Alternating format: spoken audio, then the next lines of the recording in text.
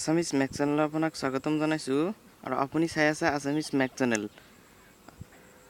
আজি আমি মটৰ দেখুৱাম।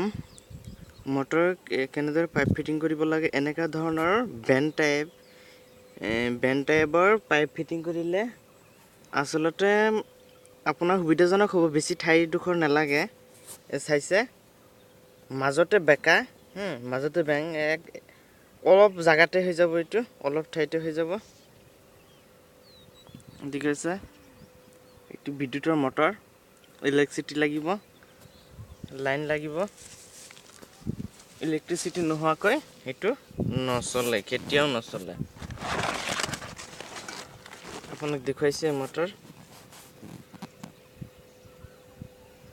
HP হ'ল 1.5, মানে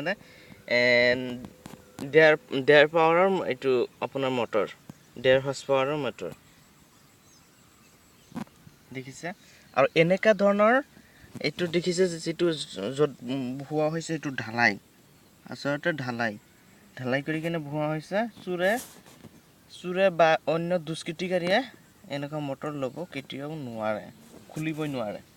আৰু এটা দেখুৱাম আপোনাক, দেখিছে চেইনডাল, এনেকা চেইন পাব। চেইনটো ফিটিং কৰি ল'ব, ইয়াৰ মাজেদি সোমাই দিব, তাৰ মাজেদি চেইনডাল সোমাই দিব। কেতিয়াও চোৰে ল'ব নোৱাৰে।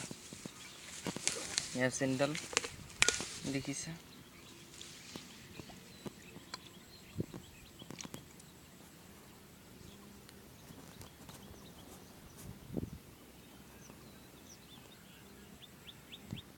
তাৰপৰে এনেকা তাৰডাল লগাই দিব।